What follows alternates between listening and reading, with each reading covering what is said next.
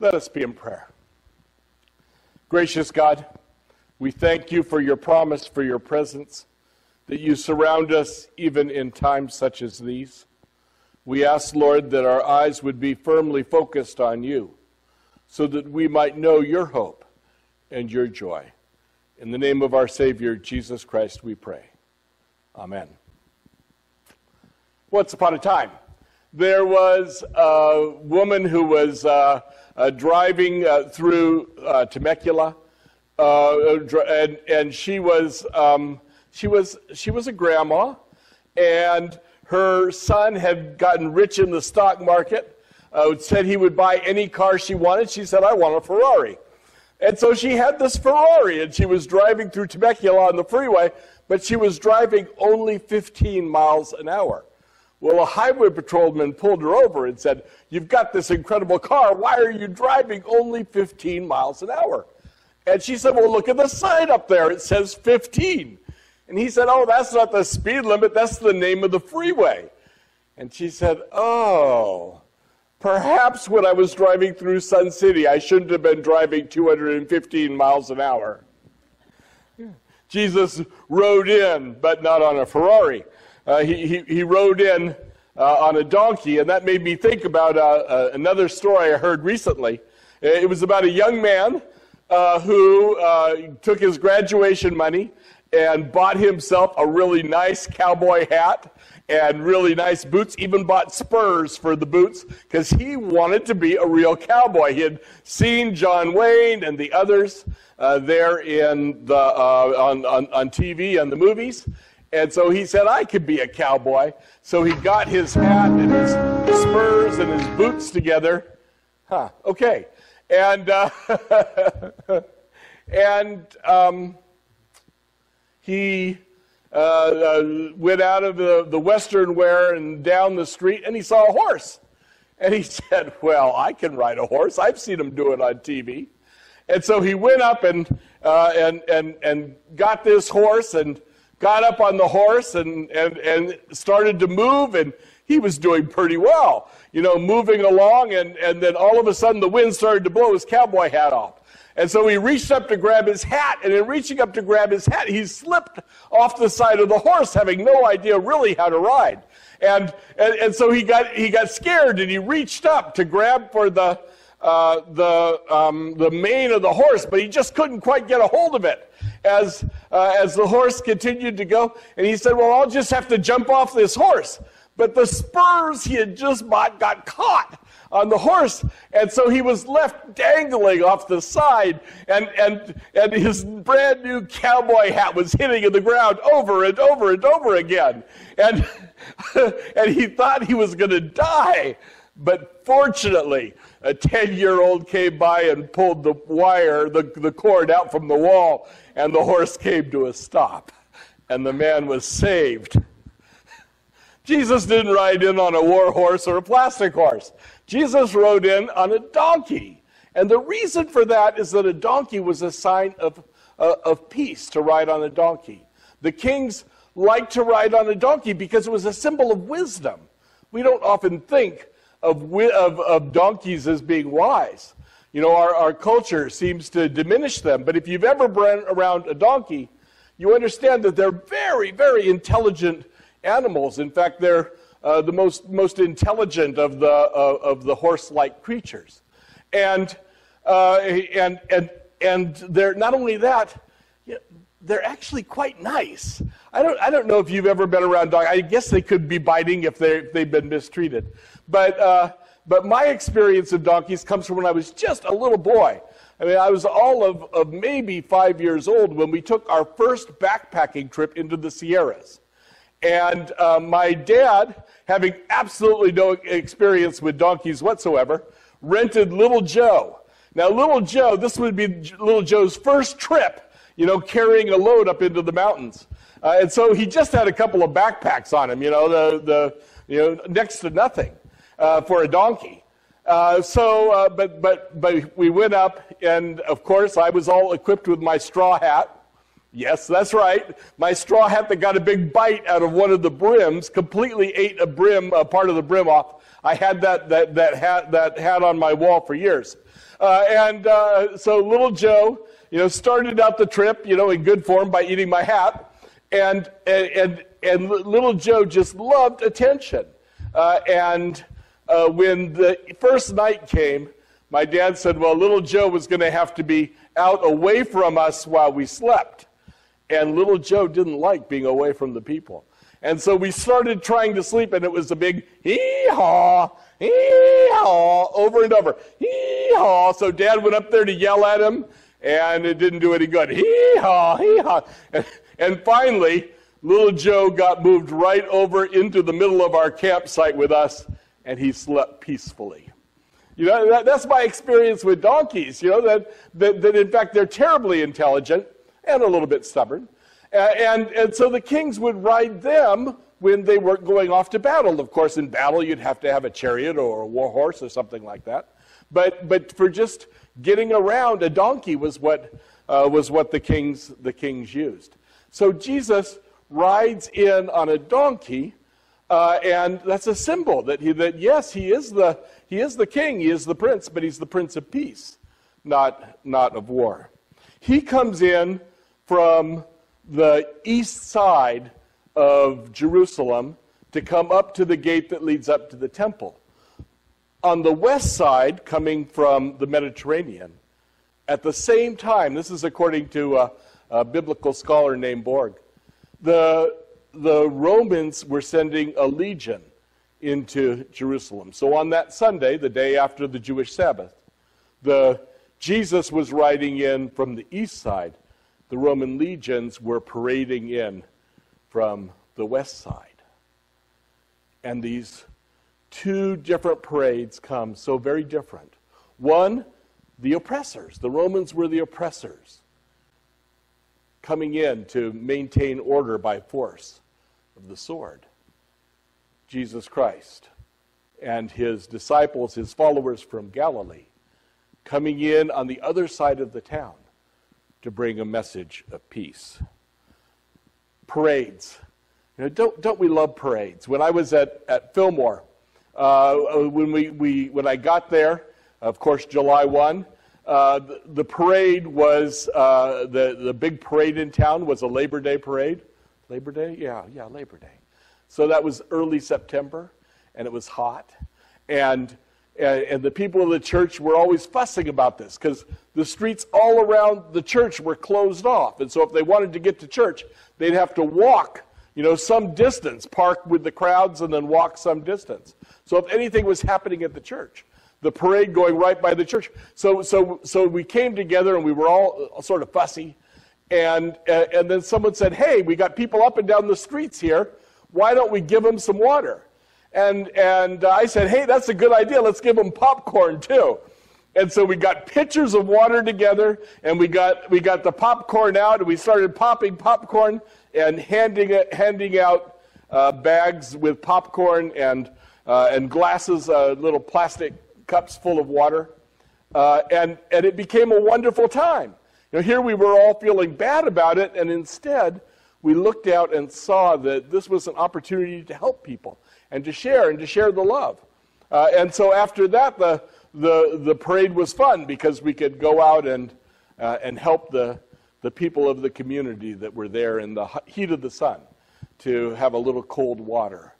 And so parades, parades are fun. I grew up riding a unicycle. My best friend, Dan Whitaker, wanted to ride the unicycles. He had one of those great big tall ones. So he talked me into learning to ride a unicycle. So we were part of the San Diego Unicycle Club. And we'd go out and we'd ride in the parades. I wore a big floppy hat and clown clothes. We'd put clown makeup on.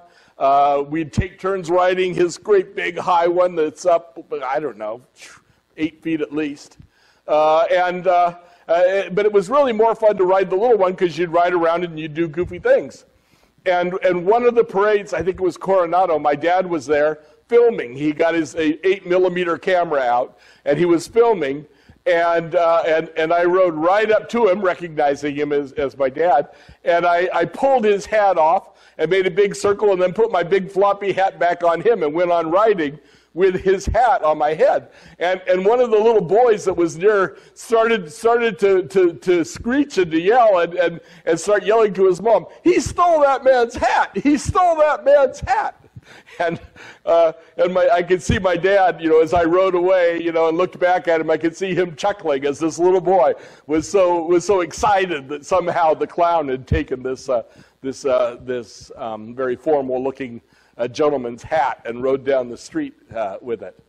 Parades are fun. Parades are a chance to get together and to celebrate the Rose Parade. Oh, got to do that at least once in your life if you live in Southern California.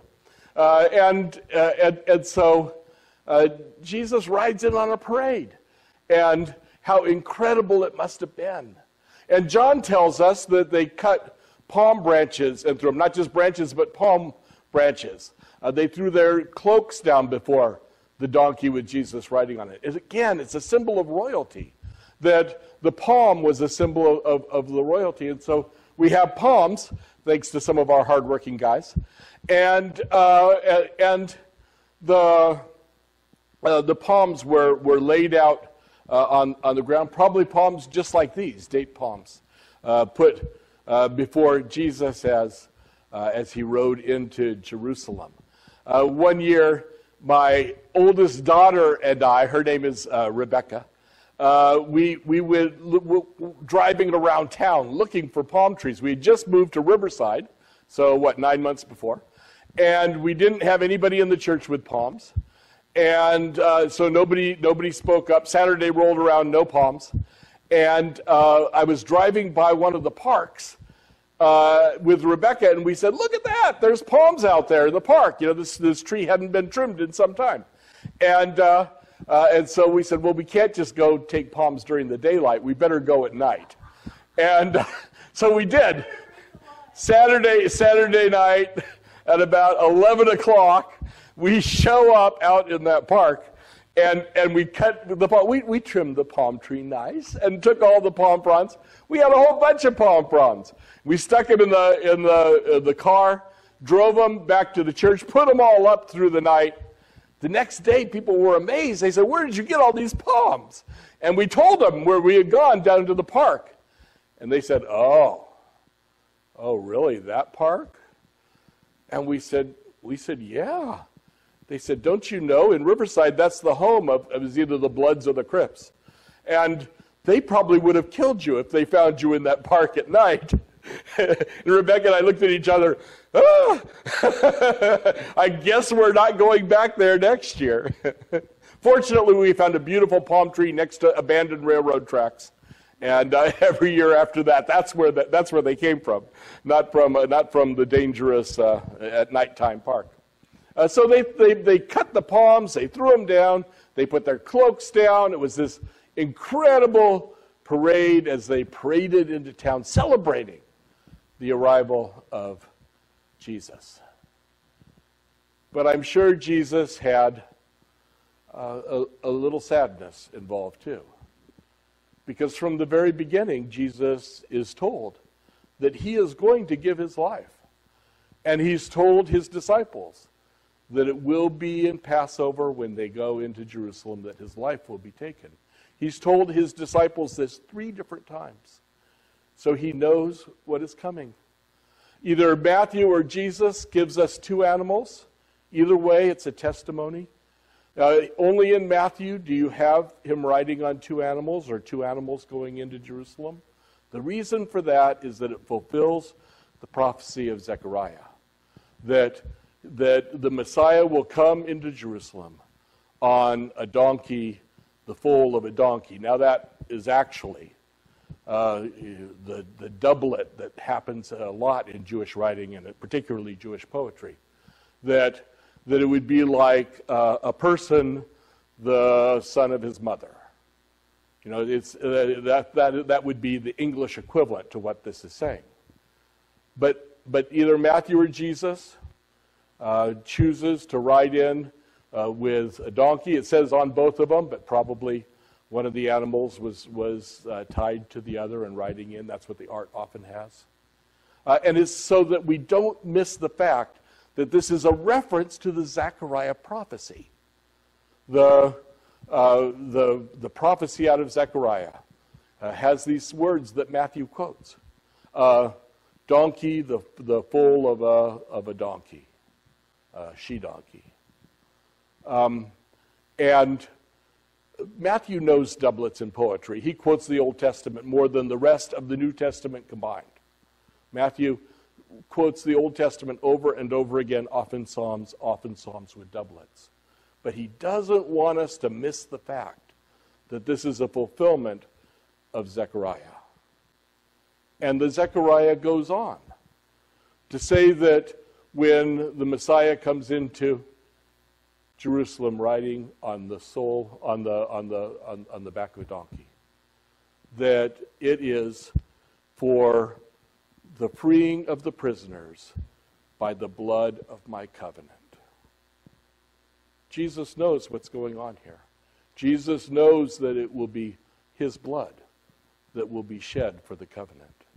As we come to Holy Week, we look forward to Good Friday, when Jesus ends up on a cross.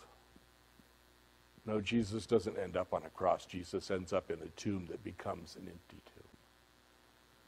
But for Holy Week, we remember the great gift of Jesus Christ, that he gave his life, that the blood of that covenant would be one that frees us as prisoners, be it prisoners from sin or prisoners from poverty, prisoners freed by the covenant and the power of Jesus Christ.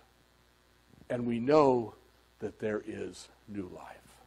I'd like to close with a story. We have a family beach house.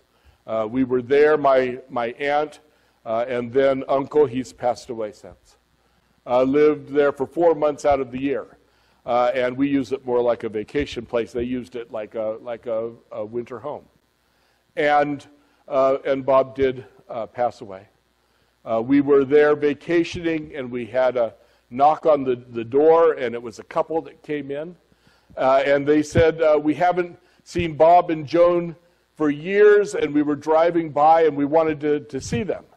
And we said, oh, I'm sorry, Bob has passed away. They said it had been 30 years since they had seen them. He said, but this is what they said. They said, we haven't seen them for years, but we owe them everything, because our son was in the pool and had drowned in the pool, and nobody knew about it. And Bob had a feeling that something was wrong, and he came running to our backyard and found our son in the bottom of the pool and dove in and pulled him out and brought him back to life. And they said, we will never forget or lose our love for him, because he brought us back our son. We remember that we owe our life to Jesus Christ, that he gave his life for us so that there might be a new covenant and that we might know the power and the love of God. During this time of sickness and fear, may we remember that our life has been given back to us. No matter what happens, our life has been given to us by Jesus Christ. And nothing can stand in the way of that power. Amen.